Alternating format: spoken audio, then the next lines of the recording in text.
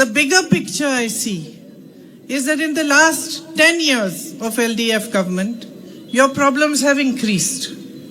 കഴിഞ്ഞ 10 വർഷം നമ്മൾ നിരീക്ഷിക്കുമ്പോൾ നമ്മൾ മനസ്സിലാക്കാൻ സാധിക്കുന്നത് 10 വർഷം കൊണ്ട് മനുഷ്യരുടെ പ്രശ്നങ്ങൾ, പ്രത്യേകിച്ച് വയനാടുകാരുടെ പ്രശ്നങ്ങൾ വർദ്ധിക്കുകയാണ്, അല്ലാതെ കുറയുകയല്ല ചെയ്യുന്നത്.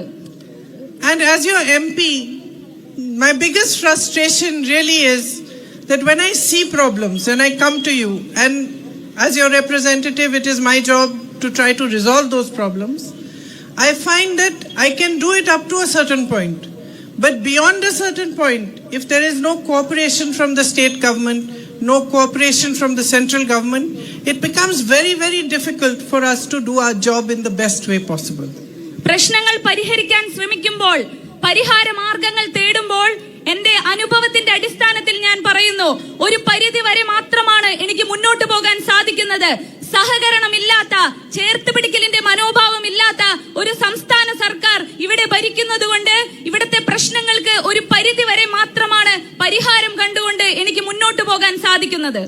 One of the biggest examples of this is the Churalmala Mundakai tragedy. വലിയ ഒരു ഉദാഹരണമാണ് ചൂരൽമല മുണ്ടക്കയിലെ ദുരന്തം. I couldn't help noticing that all of us, UDF, LDF, all of us inaugurated the project only few months back, just before the election. ഇലക്ഷന് തൊട്ടു മുൻപ്, കുറച്ച് മാസങ്ങൾക്ക് മുൻപ് മാത്രമാണ് UDFും LDFും അവരുടെ പദ്ധതികൾ ഇനോഗ്രേറ്റ് ചെയ്തത്, ഉദ്ഘാടനം ചെയ്തത്. Now I know that on our part, on the Congress party's part, we were trying for the entire period to secure the land, to get the paperwork done for the land, and at every step it was difficult.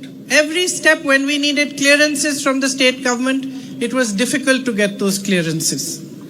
ഓരോ ചൂടുവെപ്പിലും ഭൂമി നേടുന്നതിനും ഭൂമിയിൽ മറ്റു കാര്യങ്ങൾ ദുരന്തബാധിതർക്ക് വേണ്ടി ചെയ്യുന്നതിന് വേണ്ടി ഓരോ ചുവടുവെപ്പിലും സ്റ്റേറ്റ് ഗവൺമെന്റ്, ഈ പറയുന്ന കേരള സർക്കാർ തടസ്സമായിട്ട് നമ്മുടെ പ്രവർത്തനങ്ങൾക്ക് വിലങ്ങുതടിയായി നിന്നത് ഒരു അനുഭവമാണ്. And I am sure my colleagues in the IUML would have had the same problems. എന്റെ ഇന്ത്യൻ മുസ്ലിം ലീഗിലെ സഹപ്രവർത്തകർക്ക് ഇതേ അനുഭവം അവർ നേരിട്ടു. And finally, when the government was ready to inaugurate their township, our permissions came through, and then we were able to inaugurate ours as well. അവസാനം സർക്കാർ അവരുടെ township നൽകാൻ സമയമായപ്പോൾ, തയ്യാറായപ്പോൾ മാത്രമാണ് നമ്മുടെ കാര്യങ്ങൾക്ക്, നമ്മുടെ നടപടികൾക്ക് വേണ്ടിയുള്ള പെർമിഷനും സൗകര്യവും നൽകിയത്. So this is a classic case where there was so much tragedy and so much suffering, where all parties could have worked together, gone above our party lines and created something good earlier, but it was not possible to be done. കക്ഷി രാഷ്ട്രീയത്തിനപ്പുറം എല്ലാ രാഷ്ട്രീയ പാർട്ടികളും ഒത്തുചേർന്നുകൊണ്ട് മനുഷ്യന്റെ ദുരന്തത്തിന് ആശ്വാസമായുള്ള പ്രവർത്തനങ്ങൾ വെച്ചുകൊണ്ട് മനുഷ്യജീവിതം കൂടുതൽ മെച്ചപ്പെടുത്താൻ വേണ്ടി ശ്രമിക്കുമ്പോൾ കേരള സർക്കാർ അതിൽ രാഷ്ട്രീയം കലർത്തി കോൺഗ്രസ് പാർട്ടിക്കും പ്രതിപക്ഷ പാർട്ടിക്കും തടസ്സങ്ങൾ എങ്ങനെ ഉണ്ടാക്കുന്നു എന്നതിന് ഈ ഒരു ഉദാഹരണം വളരെ ഉചിതമാണ്. When the tragedy took place, one of the things that I noticed that really touched my heart was how in that moment every single person, everybody, whatever religion, whatever caste, whichever political party, everybody at that time had come together to help out. പിടിക്കുന്ന കൊടിയുടെ നിറം നോക്കാതെ, രാഷ്ട്രീയം നോക്കാതെ, മതം നോക്കാതെ മനുഷ്യർ ഒരേ മനസ്സോടെ, ഒരേ ശബ്ദത്തോടുകൂടി മനുഷ്യ ജീവനുകളെ രക്ഷിക്കാൻ ആ ദിവസം ഒന്നു ചേർന്നത് ഞാൻ ഇപ്പോൾ ഓർക്കുന്നു. But unfortunately, as time passed, political compulsions came in. ദൗർഭാഗ്യവശാൽ കുറച്ച് ദിവസങ്ങൾ കഴിഞ്ഞപ്പോൾ കക്ഷി രാഷ്ട്രീയപരമായി ഭരണകക്ഷി അതിൽ ലാഭം കൊയ്യാൻ വേണ്ടി ശ്രമിച്ചു. And that is where, for us as your political representatives, MLAs and MPs who are in opposition, it is extremely important that we have our own state government in place as well. ഈ അനുഭവത്തിന്റെ അടിസ്ഥാനത്തിലാണ് ഞാൻ പറയുന്നത്, നിങ്ങളുടെ ആവശ്യങ്ങളെ പൂർത്തീകരിക്കാൻ, ക്ഷേമ പ്രവർത്തനങ്ങൾ എളുപ്പത്തിൽ നടപ്പിലാക്കാൻ നിങ്ങളുടെ MLA എന്ന രീതിയിൽ, നിങ്ങളുടെ MP എന്ന രീതിയിൽ പ്രവർത്തിക്കുമ്പോൾ നമ്മുടെ സംസ്ഥാനത്ത് കോൺഗ്രസ് ഭരണം അല്ലെങ്കിൽ ഒരു അധികാരത്തിൽ സർക്കാർ ഉണ്ടാവുക എന്ന് പറയുന്നത് അത്രമാത്രം പ്രധാനപ്പെട്ട ആവശ്യമാണ്. Because to resolve problems, you need political will. പ്രശ്നങ്ങൾ പരിഹരിക്കാൻ രാഷ്ട്രീയ ഇച്ഛാശക്തി അനിവാര്യമാണ്. Now you have another huge problem here of man-animal conflict. ഇവിടെ മറ്റൊരു വലിയ പ്രശ്നം എന്ന് പറയുന്നത് മനുഷ്യ വന്യജീവി സംഘർഷമാണ്. Anybody who comes here on a stage, regardless of which party he belongs to, if they tell you that they can resolve this problem immediately for you, that is not true. ആരെങ്കിലും അത് ഏത് party ആയിക്കോട്ടെ, ഏത് നേതാവായിക്കോട്ടെ, വന്യജീവി ആക്രമണത്തിൽ നിന്ന് മനുഷ്യ വന്യജീവി സംഘർഷണത്തിന് പെട്ടെന്ന് ഉടനടി ഒരു പരിഹാരം ഉണ്ടാക്കാൻ സാധിക്കുമെന്ന് ഉറപ്പ് നൽകിയാൽ അത് ശരിയല്ല, അത് സത്യമല്ല എന്ന് ഞാൻ പറയും. Sorry, I am Rahul's sister, but I also, because of that, tell the truth. Sometimes the truth is difficult to listen to, but that is the truth. സത്യം എപ്പോഴും സുഖകരമല്ല കേൾക്കാൻ. ഞാൻ രാഹുലിന്റെ അനുജത്തിയാണ്, അതുകൊണ്ട് തന്നെ ഞാൻ സത്യം പറയും. So how will that problem ever be resolved? The only way to resolve this man-animal conflict problem is if everybody works together. Everybody is the community, means all of you, means the forest department, means the state government, means politicians like us from different parties who decide that we want a resolution rather than to continue to cry about what the problem is. ഈ മനുഷ്യ വന്യജീവി സംഘർഷത്തിന് പരിഹാരം കാണുക എന്നത് ഒരു കൂട്ടായ പ്രവർത്തനത്തിലൂടെ മാത്രമായിരിക്കുള്ളൂ. കൂട്ടായ പ്രവർത്തനം എന്ന് പറയുമ്പോൾ സമൂഹം, ജനപ്രതിനിധികൾ, വനം വകുപ്പ്, സംസ്ഥാന സർക്കാർ, മറ്റു ഭരണ സംവിധാനങ്ങൾ എല്ലാം ഒറ്റക്കെട്ടായി ഇച്ഛാശക്തിയോടെ മുന്നോട്ട് പോയാൽ മാത്രമേ ഇതിന് പരിഹാരം കാണാൻ സാധിക്കുകയുള്ളൂ. And when such immense problems, due to which people are getting killed every season, due to which the farmers are unable to even make a living because most of the time their crops are eaten up by the animals, when such deep problems need to be resolved, without the political will, nothing can be done. Then they become just political issues. Then they become issues where if we are in government, they will make a noise. If they are in government, we will make a noise. And that is not the way for us to resolve this issue. പ്രിയപ്പെട്ടവരെ, മനുഷ്യർ കൊല്ലപ്പെടുന്നു, ജീവൻ നഷ്ടപ്പെടുന്നു, കൃഷി ഉൽപ്പന്നങ്ങൾ നഷ്ടപ്പെടുന്നു, ജീവിത മാർഗം ഇല്ലാതാകുന്നു. ഇത്രയും സങ്കീർണമായ ഒരു പ്രശ്നത്തിന് കൂട്ടായ രാഷ്ട്രീയ ഇച്ഛാശക്തിയും കൈകോർത്തു പിടിച്ചുള്ള പ്രവർത്തനത്തിന് മാത്രമേ പരിഹാരം കാണാൻ സാധിക്കുള്ളൂ. അല്ലാത്ത പക്ഷം പരസ്പരം പഴിചാരുവാനും കുറ്റപ്പെടുത്താനും കക്ഷി രാഷ്ട്രീയർക്ക് ഒരു അവസരം മാത്രമായിരിക്കും അത്. We in the UDF have thought of a few solutions that will provide support until the long-term solutions for this problem can be found. ഞങ്ങൾ കുറച്ച് പ്രായോഗികമായി ഈ പ്രശ്നത്തിന് പരിഹാരം കാണാൻ ശ്രമിക്കുന്നു. അതിനായി കാര്യങ്ങൾ ഉത്തരവാദിത്വത്തോടുകൂടി ചെയ്യുന്നു. We want to increase the compensation by 50%. 50% നഷ്ടപരിഹാരം ഉയർത്തണം നമുക്ക്. In places where the conflict is at its maximum, at its highest, we want to ensure that you get crop insurance.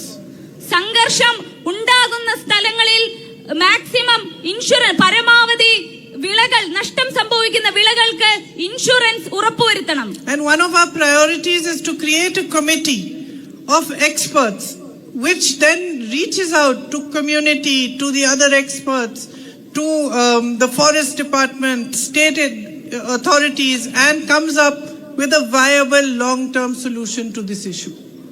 ആത്യന്തികമായ ഒരു പരിഹാരം കാണുന്ന, ഇതിൽ കൃത്യമായിട്ടുള്ള നടപടികൾ സ്വീകരിക്കാൻ സാധിക്കുന്ന വിദഗ്ധർ, അത് വനം വകുപ്പിനെയും സാമൂഹിക സംഘടനകളെയും മനുഷ്യരെയും ഒക്കെ ചേർത്ത് പിടിച്ച് ദീർഘകാല അടിസ്ഥാനത്തിൽ മനുഷ്യ വന്യജീവി സംഘർഷത്തിന് ഒരു പരിഹാരം കാണുന്ന committee രൂപീകരിക്കണം. We need a lot more CSR funding also, modern technology to help us for early warning systems. Some of it I have tried to provide, but there is much more that we can do. കൂടുതൽ CSR ഫണ്ടുകളും ശാസ്ത്ര സാങ്കേതിക വിദ്യയുടെ ഉപകാരവും ഉപകരണങ്ങളും എല്ലാം ഉപയോഗപ്പെടുത്തിക്കൊണ്ട് മാത്രമാണ് ഈ പ്രശ്നത്തിന് നമുക്കൊരു പരിഹാരം കാണാൻ സാധിക്കുകയുള്ളൂ. Being in government in the state will help us to expedite all this. Being in government in the state will help ഈ us. സംസ്ഥാനത്തിന്റെ അധികാരത്തിൽ നമ്മൾ വന്നു കഴിഞ്ഞാൽ ഈ പ്രശ്നങ്ങൾക്കെല്ലാം ഒരു പരിഹാരം കാണാൻ സാധിക്കുമെന്നുള്ള കാര്യത്തിൽ ആർക്കും ഒരു സംശയം വേണ്ട. One of the other biggest issues that you have here is the one of the medical college. I have spoken about it many, many times, and I know that it's a great difficulty for you, especially in emergencies. Even recently, the tiger attack victims and the elephant attack victim recently also passed away on the road on the way to Kozhikode. എത്രയോ തവണയാണ് ഒരു medical കോളേജിന്റെ ആവശ്യത്തെ കുറിച്ച് ഞാൻ തന്നെ നിങ്ങളോട് സംസാരിച്ചിട്ടുള്ളത്. നമുക്കറിയാം, കടുവ ആക്രമിച്ച, കാട്ടയാനാൽ ആക്രമിക്കപ്പെട്ട മനുഷ്യരെല്ലാം മെഡിക്കൽ കോളേജിലേക്ക് പോകുന്ന വഴി ആ ദൂരം പിന്നിടുന്നതിന്റെ പ്രശ്നം കൊണ്ട് ജീവൻ നഷ്ടപ്പെടുന്ന അവസ്ഥ നമ്മുടെ മുൻപിലുണ്ട്. I have written several times to the Central Ministry for this, and as you may already know, 50 seats were approved and the work was begun here after my writing to them. And in that sense, there has been some cooperation, and they have also promised that the critical care center will soon be opened. ഇവിടെ നിരവധി തവണ കേന്ദ്ര സർക്കാരുമായി ഈ പ്രശ്നം സംസാരിച്ചതിന്റെയും കത്തുകൊടുത്തതിന്റെയും ഒക്കെ ഭാഗമായി 50 MBBS സീറ്റുകൾ കൂടുതൽ ലഭിക്കുകയും അതുപോലെ തന്നെ അത്യാഹിത പരിചരണ വിഭാഗത്തിനുള്ള അനുമതിയും നമുക്ക് ലഭിക്കും. You have the Puritod Padinyalathara road also, which I visited. And I went and saw what the situation was. After that, I wrote to the state government. I got no reply. I wrote again. So I am harassing them that we should do it. But if we have our government, I can tell you that we will make every effort to get it done at the soonest possible. Poozhithara Padinjarathara റോഡിനെ കുറിച്ച് നിങ്ങൾക്കറിയാം. എത്രയോ തവണയാണ് ഞാൻ സംസ്ഥാന സർക്കാരിനെ ആ വിഷയവുമായി ബന്ധപ്പെട്ട് സംസാരിച്ചേനെ. അത് നേടിയെടുക്കുന്നതിന് വേണ്ടി ഞാൻ മനഃപൂർവ്വം സംസ്ഥാന സർക്കാരിനെ സമ്മർദ്ദം ചെലുത്തിക്കൊണ്ട് ബുദ്ധിമുട്ടിക്കൊണ്ടിരിക്കുകയാണ്. ഞാൻ അവരോട് പറയുകയും ചെയ്തു, ഞങ്ങളാണ്, കോൺഗ്രസ് ആണ് ഭരിക്കുന്നതെങ്കിൽ അത് പൂർത്തീകരിക്കാൻ, വിജയകരമാക്കാൻ നമുക്ക് സാധിക്കും. And recently also I met Gadkari ji, who is the Central Minister for Road and Transport, and I spoke to him about the Churam bypass. So hopefully that will also get expedited. കേന്ദ്ര ഗതാഗത മന്ത്രിയുമായി കാണുകയും ചുരം ബൈപ്പാസിന്റെ അത്യാവശ്യത്തെ കുറിച്ച് വയനാട് ജനതയ്ക്ക് ചുരം bypass എത്രമാത്രം പ്രധാനപ്പെട്ടതാണ് എനിക്ക് ധരിപ്പിക്കാനും സാധിച്ചിട്ടുണ്ട്. അതുകൊണ്ട് തന്നെ എത്രയും പെട്ടെന്ന് അതും പ്രാവർത്തികമാകും. Look, aside from your immediate problems over here, it's important for you to understand, on the whole, what is happening in Kerala today. നമ്മൾ നേരിടുന്ന വയനാടിന്റേതായ ഒരുപാട് പ്രശ്നങ്ങൾക്കൊപ്പം തന്നെ കേരളത്തിൽ ആകെത്തുക എന്തൊക്കെ സംഭവിക്കുന്നു എന്ന് നമ്മൾ ഒരേപോലെ മനസ്സിലാക്കണം. And for that, first you have to understand what a jewel your state is. What a jewel your state is. അതിന് ആദ്യം നമ്മൾ മനസ്സിലാക്കേണ്ടത് നമ്മുടെ സംസ്ഥാനം കേരളം എന്ന നാട് ഒരു രത്നതുല്യമാണ് എന്നാണ്. You have everything. നമുക്ക് എല്ലാം ഉണ്ട്, എല്ലാ സാധ്യതകളും നമ്മുടെ സംസ്ഥാനത്തുണ്ട്. You have amazing opportunities for tourism. Many of you have opened homestays, and you yourselves know that if there was a proper support from government, how much more you could do, how much more could be done for promoting tourism here. ഈ നാടിന്റെ വിനോദസഞ്ചാര tourism സാധ്യതകളെ കുറിച്ച് എല്ലാവർക്കും അറിയാം. സംസ്ഥാന സർക്കാരിൽ നിന്ന് കൃത്യമായ ഒരു പിന്തുണയുണ്ടെങ്കിൽ എത്രമാത്രം മനോഹരമായി, എത്രമാത്രം മെച്ചപ്പെട്ട രീതിയിലാണ് നമുക്ക് നമ്മുടെ ടൂറിസം സാധ്യതകൾ ഉപയോഗപ്പെടുത്താൻ സാധിക്കുക. You have an agricultural sector in which you grow the most beautiful spices, fruit, paddy, everything possible.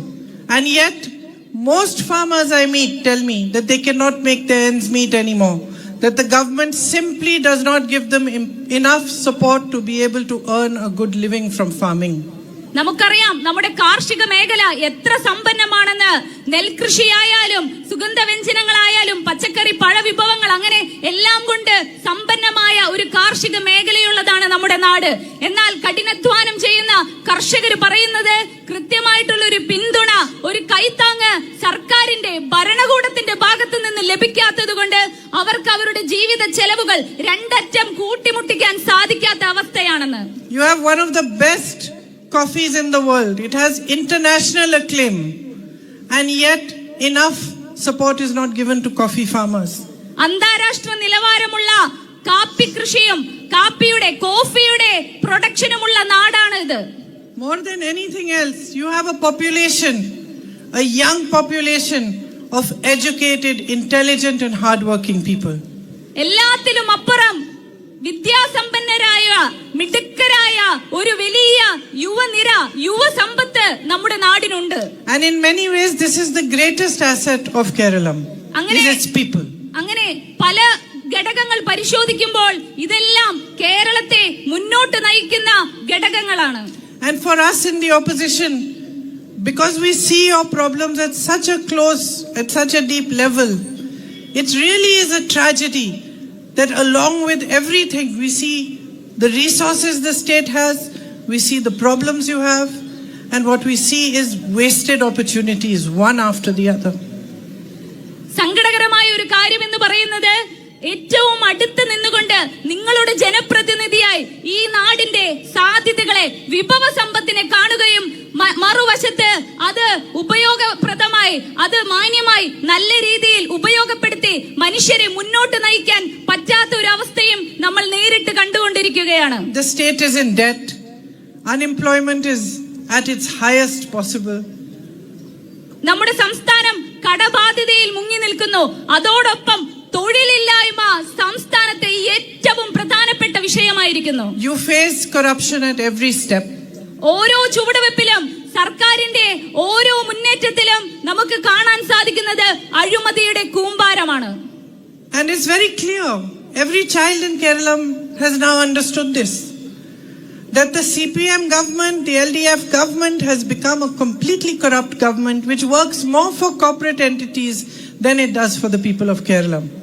ഇവിടുത്തെ ഒരു കൊച്ചുകുട്ടിക്ക് പോലും അറിയാം CPIM നേതൃത്വം കൊടുക്കുന്ന സർക്കാർ അഴിമതിയിൽ മുങ്ങിക്കുളിച്ച് നിൽക്കുകയാണെന്നും കുത്തക മുതലാളിമാർക്ക് ലാഭം ഉണ്ടാക്കുക മാത്രമാണ് അവരുടെ ലക്ഷ്യമെന്നും.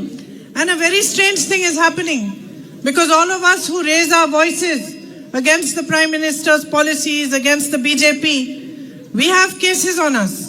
We have ED cases, income tax cases. Rahul ji, who used to be your MP before me, has so many cases. He has to travel all around India, go to courts and appear in courts. But the strange thing is that after all this corruption, the Chief Minister of Kerala doesn't have even one single case against him put by the central government and the agencies. വിചിത്രമായ ഒരു കാര്യം നോക്കിയേ, ഇവിടെ പ്രധാനമന്ത്രിക്കെതിരെ BJPക്കെതിരെ ചോദ്യങ്ങൾ ഉന്നയിക്കുന്നവർ മറുശബ്ദം ഉയർത്തുന്നവരെയെല്ലാം കേന്ദ്ര ഏജൻസികളായ ED പോലെയുള്ളത് വേട്ടയാടിക്കൊണ്ടിരിക്കുകയാണ്, ചോദ്യം ചെയ്യുകയാണ്, arrest ചെയ്യുകയാണ്. എന്നാൽ കേരളത്തിന്റെ മുഖ്യമന്ത്രി അഴിമതിയിൽ കുളിച്ചു നിൽക്കുമ്പോൾ പോലും മുഖ്യമന്ത്രിക്കെതിരെ പിണറായി വിജയനെതിരെ ഒരൊറ്റ കേസ് പോലും കേന്ദ്ര സർക്കാരിന്റെ ഭാഗത്ത് നിന്ന് നടപടിയെടുക്കുന്നില്ല. So it's very clear that they have a secret deal, that they both work together for their own political benefit. അപ്പോൾ കൃത്യമായി നമുക്കറിയാം അവര് തമ്മില് ഒരു രഹസ്യ ധാരണയുണ്ടെന്നും പരസ്പര രാഷ്ട്രീയ ലാഭത്തിനു വേണ്ടി അവർ കൈ ചേർത്ത് പിടിച്ച് പ്രവർത്തിക്കുകയാണെന്നും. The LDF has been in power here for 10 years. ഇടതുപക്ഷം LDF സർക്കാർ ഇവിടെ 10 വർഷമായി അധികാരത്തിലുണ്ട്. If you look at the last 10 years of your life, can you say that your lives have become easier, better? You have got the support of government. All the people who are running these shops and businesses here, can they say that the policies of the LDF have helped them to earn better in these 10 years? പ്രിയപ്പെട്ടവരെ, ഞാൻ നിങ്ങളോട് ചോദിക്കുകയാണ്, 10 വർഷം കൊണ്ട് LDF നേതൃത്വം കൊടുത്ത ഈ 10 വർഷം കൊണ്ട് നിങ്ങളുടെ ജീവിതം കൂടുതൽ എളുപ്പമായോ, കൂടുതൽ സുഖപ്രദമായോ? പ്രത്യേകിച്ച് ഈ കച്ചവടക്കാരെ, വഴിയോര കച്ചവടക്കാരെ എല്ലാം ഞാൻ കാണുന്നു. ഈ കച്ചവടം മുന്നോട്ട് കൊണ്ടുപോകാൻ, ജീവിതം മുന്നോട്ട് കൊണ്ടുപോകാൻ LDF സർക്കാരിന്റെ കൈത്താങ്ങ്, പിന്തുണ നിങ്ങൾക്ക് ലഭിക്കുന്നുണ്ടോ? The truth is that every single person I talk to, no matter who it is, whether it is the tribal communities, whether it is from any other community, each one says life has become much harder. Prices have gone up, jobs are more difficult to get. You may be educated, but you cannot find employment. If you want to start a business, there's no support from government. Taxes have gone up. ഓരോരുത്തരെ, അത് ഗോത്രവർഗക്കാരായിക്കോട്ടെ, മറ്റു വിഭാഗത്തിൽപ്പെട്ട മനുഷ്യരായിക്കോട്ടെ, ഓരോരുത്തരായി നമ്മൾ സംസാരിക്കുമ്പോൾ അവർ പറയുന്നത് ഓരോ 10 വർഷത്തിൽ ഓരോ വർഷം മുന്നോട്ട് പോകും തോറും ജീവിതം കൂടുതൽ സങ്കീർണമാവുകയാണ്, കൂടുതൽ കലുഷിതമാവുകയാണ് ചെയ്തത്. വിദ്യാഭ്യാസമുണ്ട്, പക്ഷേ തൊഴിലില്ല, കുതിച്ചു കയറുന്ന നികുതി പണം, അങ്ങനെ ഒരുപാട് പ്രശ്നങ്ങൾ കൂടുതൽ കൂടുതൽ സങ്കീർണമാവുന്നതിനെ കുറിച്ചാണ് ഓരോ മുക്കിലും മൂലയിലും മനുഷ്യർ സംസാരിച്ചു കൊണ്ടിരിക്കുന്നത്. And there is so much that needs to be done, which has not been done in the last 10 years. I think the time has come for all of you to reflect on these 10 years of your lives and to see whether this is what you want for another 5 years. പ്രിയപ്പെട്ടവരെ, സമയമാഗതമായിരിക്കുകയാണ്. ഈ 10 വർഷത്തെ ദുരന്തങ്ങൾക്ക് അവസാനം കുറിക്കാനുള്ള അവസരം വന്നിരിക്കുകയാണ്. Because if this carries on for another 5 years, your state is going to be in great difficulty. ഇതേ ദുർഭരണം, ഈ ദുർഭരണം 5 വർഷം കൂടിയും തുടർന്നാൽ എത്രമാത്രം പ്രശ്നത്തേക്കാണ് ഈ സംസ്ഥാനം പോവുകയെന്ന് ഒന്ന് ആലോചിച്ചു നോക്കൂ. Problems are increasing. പ്രശ്നങ്ങൾ വർദ്ധിച്ചുകൊണ്ടേയിരിക്കുന്നു. They are not getting better. And in fact, with the war in the Middle East, things are going to become even more difficult in the near future. ഇനി വരും ദിവസങ്ങളിൽ, വരും കാലങ്ങളിൽ മധ്യപൂർവ്വ ഏഷ്യയിലെ യുദ്ധ സാഹചര്യങ്ങളെല്ലാം ഈ അവസ്ഥയെ, ഈ ദുരന്തങ്ങളെ കൂടുതൽ കൂടുതൽ പ്രശ്നത്തിലേക്ക് നയിക്കുമെന്ന് നമുക്ക് മനസ്സിലാക്കാം. So you need a strong leadership at this time, a government with a vision, a government that has a plan to make you move forward for your children to have a brighter future. And the UDF is prepared to do that. നമുക്കിപ്പോൾ ആവശ്യം കരുത്തുറ്റ ഒരു നേതൃനിരയാണ്. നമ്മളെ മുന്നോട്ട് നയിക്കുന്ന, കാഴ്ചപ്പാടുള്ള, നമ്മുടെ അടുത്ത തലമുറയെ ഉയരങ്ങളിലേക്ക് എത്തിക്കാൻ സാധിക്കുന്ന ഒരു സർക്കാരിനെ, ഒരു ഭരണകൂടത്തെയാണ് നമുക്കിപ്പോൾ ആവശ്യം. And to begin with, to support you through these difficult times, we have taken out 5 guarantees which I want to tell you about. ഈ പ്രശ്നങ്ങളിൽ നിന്ന് ഒരു പരിഹാരങ്ങൾ കാണാൻ തുടക്കം എന്ന പോലെ നമ്മൾ ഐക്യജനാധിപത്യ മുന്നണിയുടെ സർക്കാർ അധികാരത്തിലേറുകയാണെങ്കിൽ ഒരു തുടക്കം എന്ന പോലെ 5 ഗ്യാരണ്ടികളാണ് നമ്മൾ അവതരിപ്പിക്കുന്നത്. So the first is free bus travel across the state for all my sisters. ഒന്നാമത്, കേരളത്തിലെ വനിതകൾക്ക് KSRTC ബസ്സിൽ സൗജന്യ യാത്ര ഉറപ്പുവരുത്തും. The second is 1,000 rupees per month for all college going girls. രണ്ടാമത്, കോളേജിലെ വിദ്യാർത്ഥിനികൾക്ക് 1000 രൂപ സ്കോളർഷിപ്പ് നൽകും. The third is 3,000 rupees per month welfare pension for all senior citizens and a ministry specially for senior citizens. മുതിർന്ന പൗരന്മാർക്ക് ക്ഷേമ പെൻഷനുകൾ 3000 രൂപയായി ഉയർത്തുമെന്നതും അവരുടെ സുരക്ഷിതത്വം, ആശങ്കകൾ ഇല്ലാതാക്കുന്നതിന് വേണ്ടി മുതിർന്ന പൗരന്മാർക്ക് വേണ്ടി പ്രത്യേക വകുപ്പ് രൂപം കൊടുക്കുകയും ചെയ്യും. The fourth is a push for young people to create employment. So if young men and women want to open their own small businesses, we will give them a loan, an interest-free loan of 5 lakh rupees so that they can make a start. സംരംഭകരാവാൻ ആഗ്രഹിക്കുന്ന യുവാക്കൾക്ക് ഒരു ചെറിയ കൈത്താങ് എന്ന പോലെ തുടക്കത്തിനു വേണ്ടി, തുടക്കം കരുതലോടുകൂടി ആകുന്നതിന് വേണ്ടി 5 ലക്ഷം വായ്പയില്ലാതെ സ്റ്റാർട്ടപ്പ് ലോണുകൾ നൽകും. And the fifth is that we will give 25 lakhs of health insurance to each household. That means whatever illness you have, whether there is a member of the family who has cancer or heart disease, or even if it's a serious surgery required, up to 25 lakhs will be paid by the government. You will not have to pay a single rupee up to 25 lakhs. ആരോഗ്യ മേഖലയില് നമ്മൾ നേരിടുന്ന പ്രശ്നം, അത് ശസ്ത്രക്രിയയായിക്കോട്ടെ, മറ്റു ചികിത്സാ കാര്യങ്ങളായിക്കോട്ടെ, ഒരു കുടുംബത്തിന് 25 ലക്ഷം രൂപയുടെ ആരോഗ്യ പരിരക്ഷ UDF ഗവൺമെന്റ് ഉറപ്പു നൽകും. So these are just some of the things that we want to do for you. We have a vision, a plan to create a vibrant economy, to attract more tourists here, to be able to build on the businesses that you have already started, and to have you start new businesses. ഇതെല്ലാം കൊച്ചു കൊച്ചു കാര്യങ്ങൾ മാത്രമാണ്, ഒരു തുടക്കത്തിന് വേണ്ടി മാത്രമുള്ള കാര്യമാണ്. എന്നാൽ നമ്മുടെ സംരംഭകരെ മുന്നോട്ട് കൊണ്ടുവരാൻ വേണ്ടി, പുതിയ തലമുറയെ മുന്നോട്ട് കൊണ്ടുവരാൻ വേണ്ടി അനേകായിരം വികസന പദ്ധതികൾ UDF ഗവൺമെന്റ് മുന്നോട്ട് വെക്കുമെന്നുള്ള കാര്യത്തിൽ ആർക്കും സംശയം വേണ്ട. We want to open a world-class tribal university here in Wayanad. We have put it in our manifesto to celebrate tribal culture, to keep your traditions and your culture alive, your languages alive, and to provide the best opportunities for those children who don't get the educational opportunities that they should. ഗോത്രവർഗത്തിന്റെ സംസ്കാരത്തെ, ഭാഷയെ, പാരമ്പര്യത്തെ ആഘോഷമാക്കുന്നതിനു വേണ്ടി Wayanad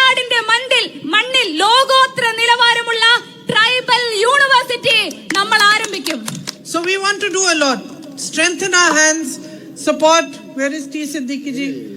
Support T. Siddiqui ji. You know that he is hardworking. You know that you can reach him whenever is required. My only complaint of him is that he works too much. ഇവിടെ ഞങ്ങളുടെ കരങ്ങൾക്ക് ശക്തി പകരാൻ വേണ്ടി ഒരു സർക്കാരിനെ നമുക്ക് ഉണ്ടാക്കണം, നമുക്ക് ഭരണത്തിലേറ്റണം. T Siddique MLA കുറിച്ച് പറയുകയാണെങ്കിൽ അദ്ദേഹത്തെ കുറിച്ച് എനിക്ക് ഒരേ ഒരു പരാതിയുള്ളൂ. അദ്ദേഹം കൂടുതൽ കൂടുതൽ അധ്വാനിക്കുന്നു. അദ്ദേഹം എല്ലാവർക്കും, ഓരോ മനുഷ്യർക്കും, ഓരോ വോട്ടർമാർക്കും നേരിട്ട് സംസാരിക്കാൻ സാധിക്കുന്ന രീതിയിലുള്ള ജനകീയനായ ഒരു ജനപ്രതിനിധിയാണ്. And I saw myself how hard he worked after the tragedy in Churalmala Mundakai. And he has been available for the victims of that tragedy, always bringing their problems to me, and together we try to resolve them.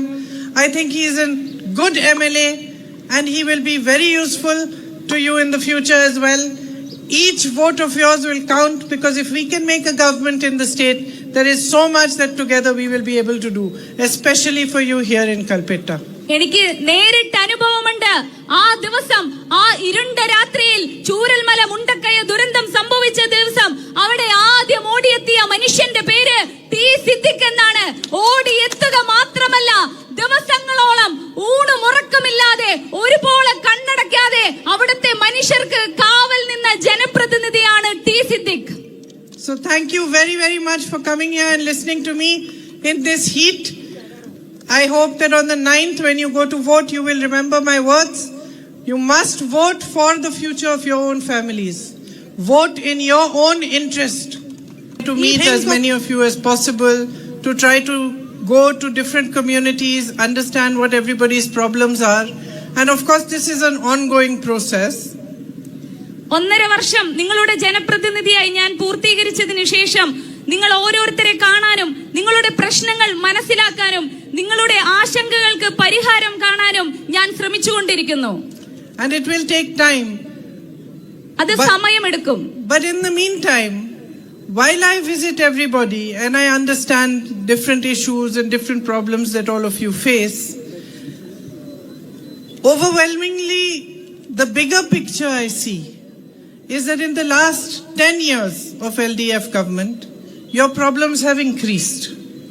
കഴിഞ്ഞ 10 വർഷം നമ്മൾ നിരീക്ഷിക്കുമ്പോൾ നമ്മൾ മനസ്സിലാക്കാൻ സാധിക്കുന്നത് 10 വർഷം കൊണ്ട് മനുഷ്യരുടെ പ്രശ്നങ്ങൾ, പ്രത്യേകിച്ച് വയനാടുകാരുടെ പ്രശ്നങ്ങൾ വർദ്ധിക്കുകയാണ്, അല്ലാതെ കുറയുകയല്ല ചെയ്യുന്നത്.